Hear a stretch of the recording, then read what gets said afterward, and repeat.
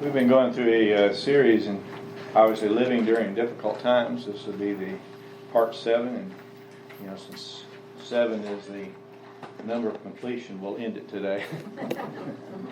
Although actually you could spend much longer time. If you remember the background of just some of what we've covered so far is recognizing his placement. Obviously in Exodus 14, God had him placed him right where he wanted him, even though it was in looked like they were in a terrible position, being up against the sea, and then obviously with the mountains on the side and Pharaoh coming toward him. But God put him there because he wanted him to trust him and see his purpose and plan, which is what we have our second message, recognizing his purpose and plan. And his purpose and plan was to show who he was not only to them, but to the Egyptians as well as the rest of the world. The third one, remember, we recognized the enemy, obviously, Satan, or in their case was Pharaoh, but recognizing the enemy and his methods, and then basically how to respond to the enemy. We also did if you remember, the role we need to fulfill. The Israelites had a role they had to do, and that was to step forward. Moses had a role too, was that of raising in parting the sea. That'd be quite tough too, wouldn't it? And where had it ever happened before? So you think about it, it's not. All of them had a role of faith, and then obviously God did as well. So the same is true with us. We each have a role we have to fulfill to walk of faith. Then if you remember, Glenn then did a great job of recognizing God's provision in difficult times. And we have that. It's a unique thing for each one of us. It's difficult. We're all in different positions, but He leads us along the way, but it won't necessarily be the same. Sometimes it's similar, but many times it's not. Last week, remember, we wanted to talk about remembering to praise Him. And they had the entire chapter of chapter 15 where they wrote a song, and then also Miriam wrote basically the refrain, and it was being sung to the Lord of Thanksgiving. So here they're on a high note, and also you've noticed when you're on a high note, quite often after a high note comes what? Yeah, it really is. Almost every time I've had a mission trip or anything else, right afterwards, some real difficult times can often follow. And not always, but oftentimes. Last night, Jean and I, we grew up, many of you will recognize it too, in the 60s and so on. You're a very turbulent time in our country. And you also remember that's when the Jesus movement got started in California. And there's a movie, it's a documentary basically, out talking about Jesus music basically is out. Gene and I went and saw it last night, kind of doing the different stuff that's taking place, remembering a lot of the different ones, and all the basically the struggles they had. Basically they were on drugs and rock music, and coming to know Christ out of California and started singing for the Lord, but they weren't welcome anywhere because they didn't fit the church because of the instruments they had and how they sang.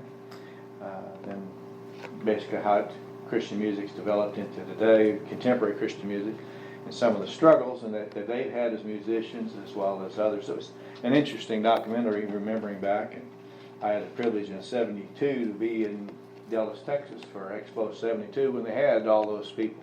Some of you might have remembered a couple of 100,000 people there and Billy Graham stepped out, and if you think about it, very controversially when he was there, saying we need and spoke, and we need to welcome these people into and walking. So, but what it was is living during difficult times. They were in difficult times there. We are today. And how when you think about it, we're living in difficult times, and you have the same thing in 1 Corinthians 10. We won't have to turn there, but in verse 6 and verse 11, the parts that taking place in Exodus, the Apostle Paul then said they serve as what? Examples for us. There's a lot of examples we can follow what to do or what not to do. So I just want to look at a few more in Exodus and be thinking about it. So if you want to title Living During Difficult Times, we need to learn to rest. How many find it hard to rest? I have a hard time resting in the Lord. And it's so important. For me personally, I'm a task-oriented person. So to me, you have a day, you have all these tasks I have to do. And the only time I can relax is when they're all done. The older you get, what happens? They don't all get done because you don't move quite as fast as you once did. 10 years ago, I painted my house in a week. I'm trying to do that this last week. I hadn't made it. I don't move quite as fast. I got a little more things going on. It's a little harder getting up and down that ladder than what it used to be. but very task-oriented. Jean's more of a relationship-oriented. She gets her job done, but people are important. And so it's one of those deals you have to recognize. You have to say no at times to your task because are people more important than the task? The task will be there tomorrow. So let's look at it. Basically, living during difficult times, we need to learn to rest. And so let's look and see if we can figure out what are some of the problems that keep the Israelites from resting. So look over, first of all, is their perspective. Chapter 15 of Exodus, starting in verse 22. He touched a little bit on it last week, but notice the perspectives. You're going to see them here. Then Moses led the Israel from the Red Sea, and they went out to the wilderness of Shur. And they went 3 days in the wilderness and found no water. Now, who's leading? Moses, but who's leading Moses? God is. So does God know that there's no water there? Okay? And when they came to Marah, they could not drink the water of Marah because it was bitter, therefore it was named Marah. So the people grumbled at Moses, saying, what shall we drink? Who should they be turning to? How many times do you and I turn to the wrong sources for our answers? I think it happens, you find with the Israelites, they do it over and over and over again. They get upset. God led them here, and they get upset with Moses. Now obviously Moses was selected by God. So notice then, so the people grumbled at Moses, 24, what shall we drink? Now what does Moses do that's right? In 25, and he, Moses, cried out to the Lord showed him a tree, and he threw it in the water became sweet. You think about it then, perspective. The people grumble and don't recognize it. What would be a proper response? No, think about it, because I think most of us have the same response when we're in their position. So if they are wrong, and we say they are, then what would be a right response? So I think it's important. Otherwise, you notice they keep doing this over and over and over again. They keep doing it. And most of the time we do it too. So if we don't want to do what they're doing, then what would be a right one? And so I think the perspective is wrong. Notice the purpose that you have in the second half of 25. There he made them a statute and a regulation, and there he tested them. What was his purpose? Why did he do it? To test it. You mean he can put us in difficult times where there's no water or no food? Didn't he say, seek ye first the kingdom of God and what? And this righteousness and all these things will be added unto you? Okay, so why is he testing? Notice then, their perspective is all on the here and now, and most of ours is the same way. But think about it, the purpose is there, and he's wanting to test them. It's also, why do you think they made a statute and a regulation? So they would remember it. And so there are people who come after them, and they see the statute, and they go, what's the statute for? Then what are they supposed to do? So you mean the future generations are supposed to learn from previous generations? All right? So how well are we learning from previous generations? Well, it's important to ask, isn't it?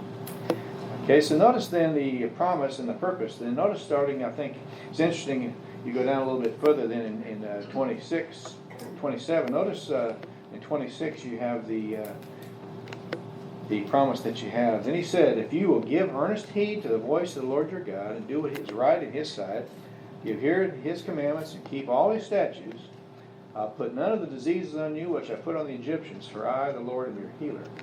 Well, that'd be something, wouldn't it? But all they had to do is what? Follow him partially, right? Okay? There's a promise, but notice it was a conditional promise. They had to follow him. But who makes the choice? They do. So I think it's interesting, their perspective. The first one, obviously, they're turning to the wrong person. One of the first problems that they have is they keep looking to Moses for the answers instead of turning to God, and also recognizing, instead of asking God, what do you want to teach us?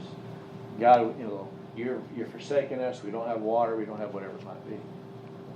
But notice also, I think, when you look at the last part of it, notice the period of time that they have. Notice in 27. Then they came to Eliam, where there was 12 springs of water, 70 date palms, and they camped there beside the water. Who led them there? God did. So some of the time, I think it's important to recognize, sometimes God will lead some of us and we're going to have this great oasis. And it's going to be a great oasis in our life. And there are going to be others who are going to be in very difficult times with no water or anything. But did God lead them to both places? So there's a time when God leads us to a place of rest. And there's a time when God leads us to test us to develop our faith more. So we ought to be asking ourselves, Lord, what are you trying to teach me? How can I bring glory to you during this difficult time? And that's easier said, obviously, than done. Notice his provisions. I think it's interesting. You go down, you go a little bit further, that you look on. Notice in chapter 16, notice in verse 1, they press on. And then they set out from Elim, and all the congregation of the son of Israel came to the wilderness of Sin, where between Elim and Sinai, on the 15th day of the second month, so after 1 month after they left, after they departed from the land of Egypt. So who is leading them? God. And you just left a place that was really nice, right? And notice then what happens in verse 2. And the whole congregation of sons of Israel grumbled against. What did they learn? Not much. So here you have it. God spares them through the sea. They go 3 days and they run out of food and they grumble and cry. God provides. Gives them this great place for a while. Now he leads them on. And as soon as they get to another difficulty, what do? Start grumbling and griping all over again. It's interesting. How many times do you and I do the same thing? We start grumbling and griping so much of the time. And notice we're told to learn from them. So how well are we going to learn from them? And how well do we rest? That's why I love Paul in Philippians. I've learned to be content. He wasn't content, but he's content in a prison, and it's not like a prison downtown. How do you be content living in the place that he was in Rome? So go on and look on a little bit more. I think it's interesting when you go on the problems, obviously, in 2 and 3. And notice what they say. They're grumbling, but notice what they do. The sons of Israel said to them, talking about to Moses and Aaron, would that we had died by the Lord's hand in the land of Egypt, when we sat by the pots of meat, when we ate bread to the full, for you have brought us out into the wilderness to kill this whole assembly with hunger. Where would they rather be? Slaves. Slaves. How many times is that true in us? I'd rather be back where it was when I... And by the way, how happy were they when they were there? How many times did things look better in the past than what they really were? There may be some things that we like, but I think it's a tendency that we all have is to look back. And I think it's important for us not to look back. Who's leading you along the way? If God's leading you, don't be looking back. What happened with Lot's wife? Why did she look back? You know, there was a lot of things that might have been nice, but Sodom and Gomorrah wasn't a place to be raising a family. So you think about it, a lot of us are looking back. Notice then, I think it's interesting, you have the verse 4, the purpose for taking them here. Then the Lord said to Moses, behold, I will rain bread from heaven, and the people shall go out and gather bread, daily portions every day, that I may test them whether or not they'll walk in my instruction. Why is he doing it? Test them. Test them. Why did he do the last one? Test them. Test them. Why is he doing it to you and I? To test us. I mean, that's what he's saying. He's doing it to test us. Are you going to do what I tell you to do? Are you going to do it? And obviously it's interesting. So notice the pattern that we have. So he tells them what he's going to do. He tells them the purpose and why they're here with no food. And he tells them he's going to rain down bread from heaven. So notice then in verse 5 down to 18, there's going to, and then also 21, 26, there's going to be plenty. Came by on the 6th day, they prepared to bring it in twice as much. So he tells them they're going to basically each day bring in what you need for your family. And on the 6th day, you need to gather how much? Twice as much. Okay? And so notice in verse 7, you notice he says that in the morning you shall see the glory of God, for he hears your grumblings against the Lord, what we are, that you grumble against us. And Moses said, this will happen when the Lord gives you meat to eat in the evening and bread in the morning. For the Lord hears your grumblings, which you grumbled against him. And what are we? You're grumbling and not against us, but against God. I think it's important too to recognize when you're grumbling against the leadership that God has placed there, you're actually grumbling against who? So I think it's important for us to recognize that. How many times do you ever do that when we have a boss? Who put us under that leadership? There's something we can learn. A lot of times they may not be godly people, but God can teach us through those ungodly people. And notice then Moses said, talking about verse 9, to Aaron, say to the whole congregation of the son of Israel, come near before the Lord, for he has heard your grumbling. It came about as Aaron spoke to the whole congregation of the sons of Israel, they looked and behold the wilderness, where the glory of God appeared in the cloud. The Lord spoke to Moses, saying, I've heard the grumblings of the sons of Israel. Speak to them, saying, at twilight you shall eat meat, in the morning you shall be filled with bread, and you shall know that I am the Lord. It came by the evening, the quail came up and covered the ground. In the morning there's a layer of dew around the camp. And the layer of dew evaporated, behold, at the surface of the wilderness there's a fine flake-like, fine as frost on the ground. It's amazing. You think about it. How many people they estimate was here? 2 million? That's a lot of quail. Have you ever seen a covey like that? I mean, that's quite a covey. And notice then you have the layer of obviously manna, which is what they're going to call it in verse 31. Cover the morning. And according to verse 35, how long did they get manna? The entire 40 years. 40 years. God provided for them every morning for 40 years. Did he say he would? He said that he would. But notice the problem. Remember, he's doing this to test them, right? So they gather it up, and they're supposed to gather enough for each individual, which in 17 and 18, they're supposed to be an Omar, which is a little question how much, say a half a gallon.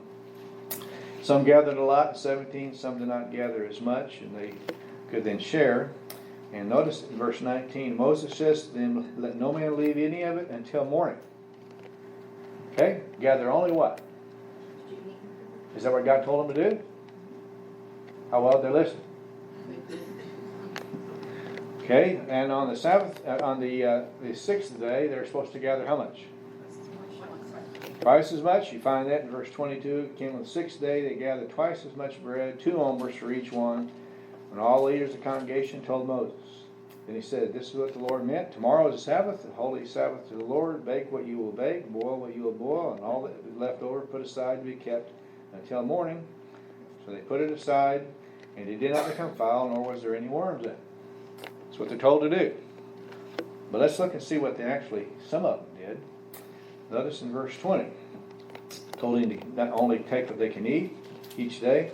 They didn't listen to Moses. Some left part of it until morning, and it bred worms, became foul, and Moses was angry at them. So in other words, they were afraid that God wasn't going to do what? Oh, he might not bring it tomorrow. I'm going to get enough for tomorrow. How many of us don't think God, he brought it today, but we don't think he can do it tomorrow? Then what about when you go to the other one? Remember, they had worms in it. So how many of them don't want to gather twice as much on the sixth day because they're thinking, what's going to happen? And God doesn't know what day it is, so he's doing it every day, so he's going to bring it on what day? So notice then what happens, and you look at it, it's interesting, you know what they do when you look at it. Notice in verse 26, 6 days you shall gather, a Sabbath day shall not, there won't be any. Came by on the seventh day that some of the people went out together, but they found none. And the Lord said to Moses, how long do you refuse to keep my commandments and my instructions? So some of them did what? On 6 days a week. They're going out and gathering what? Too much, and it became wormy and stunk. What's amazing, on the sixth day, when they gathered twice as much and kept it, did it get wormy? No. And did it smell? Another miracle that God did. But some of them didn't do it. And they didn't have it. I wonder what they did the next time it came around. But what about you and I? How well do we follow His instructions? Do we believe? Isn't that the Lord's Prayer? Give us this day our daily bread. And how many of us want daily bread? I think it's important, you know, and I'm facing everything else. What about retirement? Humanly speaking, there's no way I can retire. So, and there's nothing wrong with working, but what's the right time for you to retire? Are you going to trust the Lord, or does He want you to keep working? Either you can have either answer, but you have to do what? What does He want you to do? And so I think it's important to look at it because, humanly speaking, you know, you look at the projections and what they tell you need and everything else. I'll be working until I'm 100. But you know, you have to look at what does God want. So notice how they're failing in all this, and their pattern, and they call it then manna. You see that down in what it looked like. It was white and it tasted like a wafer with honey, according to verse 31. And then you notice in 32 down to 34, they were told to put it in a jar to keep it as a reminder.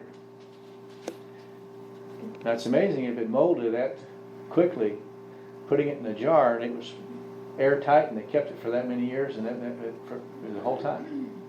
As a constant reminder. How important do we need reminders too? Why did they need the reminder after they left 40 years later? So the generations to come. That's what happens in the book of Judges. You remember the book of Judges says the new generation, chapter 2, did not remember what took place under Joshua. And they failed. We need to be teaching the future generations what we've been through, what your family's been through, to help them with the new ones. They will have their own tests, but how about giving them the steps to make it through those tests, which is what we have right here. So you think about it. Let's just think, let's look at another one. Look over it when you get to in verse 35, it says, the sons of Israel ate manna 40 years until they came to the inhabited land. They ate manna until they came to the border of the land of Canaan. Why didn't God give it to them afterward?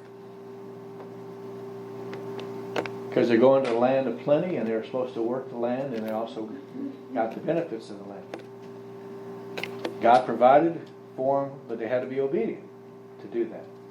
And He fed them even after they failed. You think about it. They failed 2 years in. They weren't allowed to go in. So for 38 years, God still did what? He still brought manna to them even though they weren't going into the land. He still provided for them. Let's just think of it. Notice then the progression that you have. So here they have the manna and they've been moving along. And notice God's then taking them along. So the first two tests after the Red Sea, how well did they do? They failed. Failed pretty quick too, didn't they? Not even, 3 days. Then all the congregation of the sons of Israel journeyed by stages from the wilderness of sin according to the commandment of God. So they're moving as God told them to. They camped at Redim, which there was no water for the people to drink. Who took them to the place and told them to camp there? Did God know there's no water there?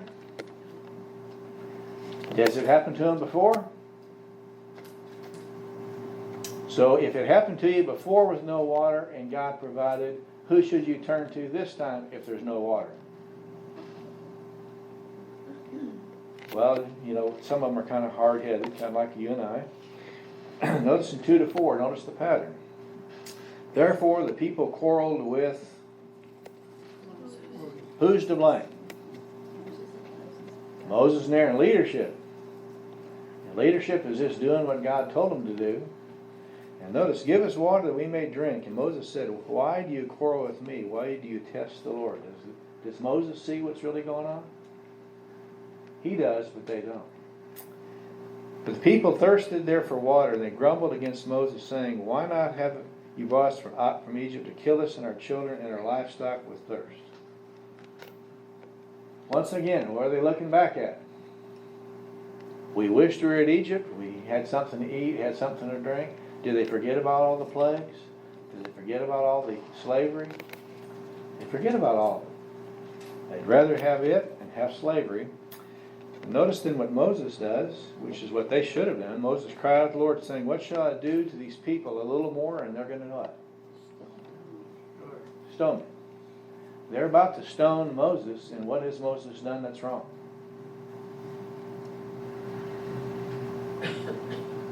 He hasn't. He's led them exactly as God told him to. And he's done everything up to this point that God has told him to do. Notice it's interesting. Now God's going to tell him to do something different. He tell me why in verse 5. Then the Lord said to Moses, pass before the people and take with you some of the elders of Israel. Take in your hand your staff and go with me to which you struck the Nile and go. Now who does God tell him to bring with him? Why would he tell him to bring the elders with him? They're also the leaders. The leaders of the people also need to be on board with what's going on. It's not just Moses. It's not just Aaron. The leaders need to be on board so the leaders then can likewise tell the people and help them. I think one of the difficulties you have, most of the time people are trying to copy different churches. If you remember Toronto Church, you have so many churches, you have the one, the Saddleback or anything else. Leadership, but you have to have all the equivalent leaders in your church in order for you to do what's they're doing in their church. Everything rises and falls with leadership. It's not just Moses, they have to have the others too.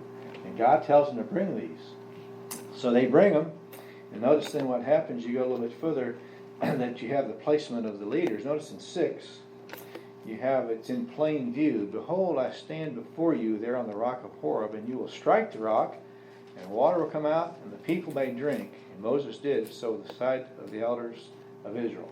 Who saw him strike the rock? The elders. The elders? Anybody else? Now are the elders supposed to go back and tell them? So the next time there's a problem, what should the elders do? Should they be with Moses and tell him let's turn to God? Okay, so what about you as a leader of your family? What should you and I do? Should we be the leader that we have? You notice in verse 7, and he named the place Mesa and Meribah because the two. Mesa means test, Meribah means quarrel. Because the quarreling of the sons of Israel, notice what it says, they tested what?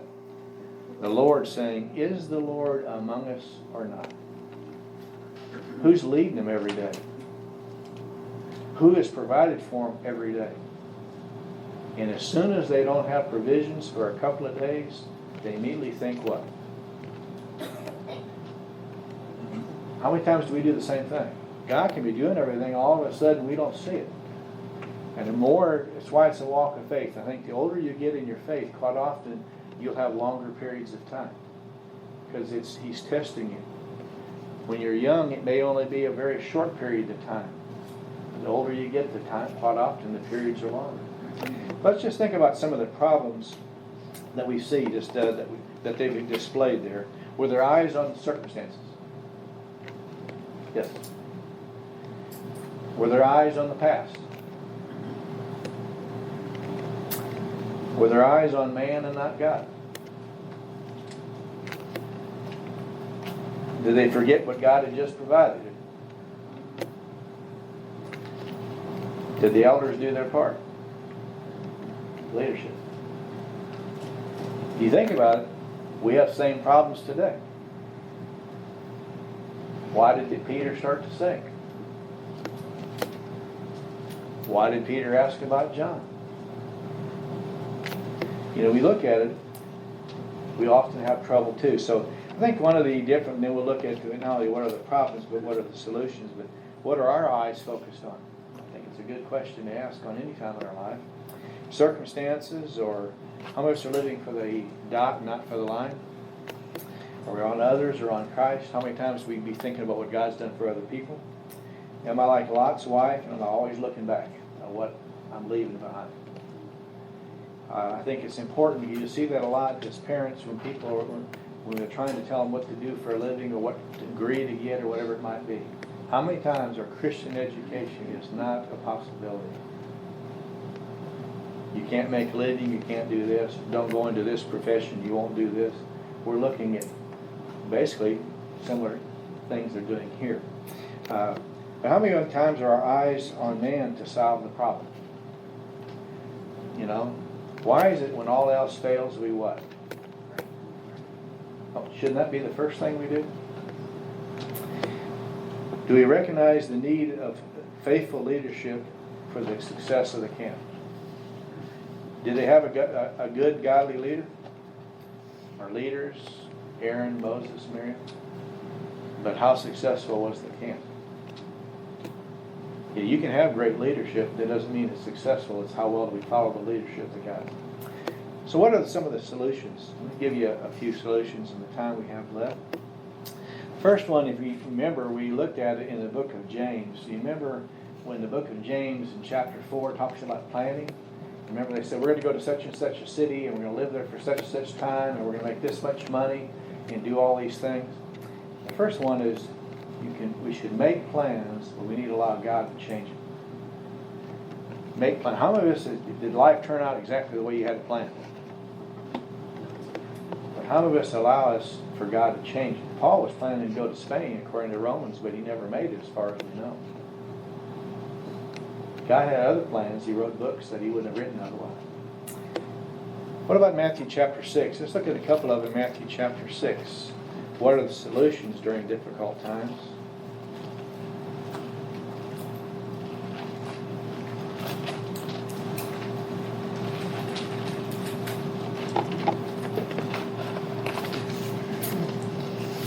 Notice in verse 24.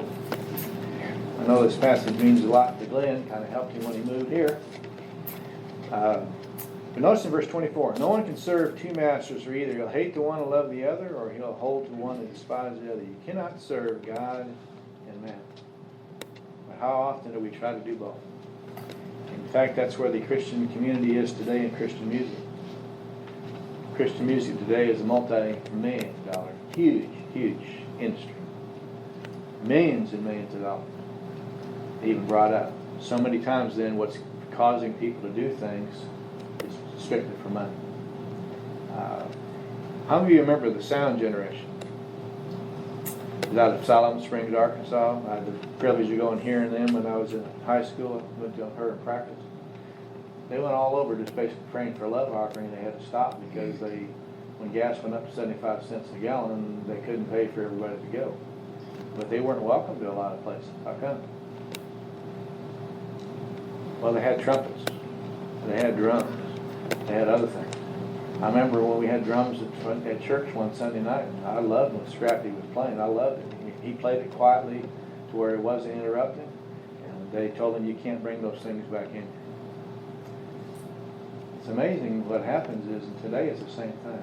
Should we not be praising the Lord for somebody turning their life over to Jesus? It may not be the type of music that I like, but if it's bringing someone to Christ and the words are biblical, we need to do it. But notice then, the plan, but let God change it. 2 is, who's our pilot? Who's our pilot? Notice the perspective. What kind of perspective do we have? What about 33 and 34? Seek first his kingdom and his righteousness, and all these things shall be added unto you. What things is he talking about? He's talking about the Gentiles. They worry about housing and clothing and everything else. And how many Christians, you and I included, are worried about housing and clothing and retirement? And can I have enough money before I run out of money? And what about my health? And how do I pay for it? And all the rest of it. He says we're supposed to do what? Seek ye first the kingdom. How much did Jesus have when he died? And do we call him a success? Did he do exactly what God wanted? What about Paul? I think it's important. So notice we have it in 34. Therefore do not be anxious for tomorrow will care for itself. Each day has enough trouble of its own. How many of you stayed up half the night worrying about something the next day it didn't happen? And you were exhausted. And how many of you rehearsed all the ways you were going to say something, and when you got there you didn't say it that way anyway? How do you know these things? I'm just talking from my heart. You know, it happens to all of us. But why? Don't be like the children of Israel. Let's learn from them and trust God for every single day. And he says he'll provide, so then let him provide. We have things we need to do, but we need to provide. Okay, notice then what about Philippians 4? Remember it says, be anxious for what? Nothing. Be anxious for nothing. No, think about it. Are they talking about killing Paul? And he says, don't worry about it. You know, that's pretty amazing. You know, I think that's important because Paul, what did he say in 2 Corinthians 5? You know, to be absent by body is present with the Lord. I'd rather not be here. I'd rather be with the Lord, but you need me. Paul's fine with it either way. If I stay, I'll keep serving you. And if I leave, hey, I'm with the Lord. Our perspective is so important, but prayer. And the last one I think is so important that's going through there is look over in Colossians. You have it in 2 Corinthians also. But what about in Colossians chapter 2?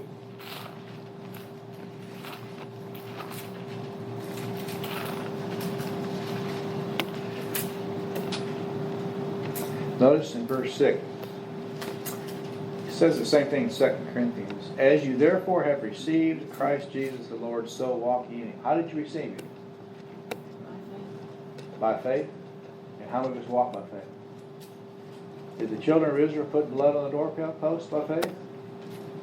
And then how well did they walk by faith in their everyday after?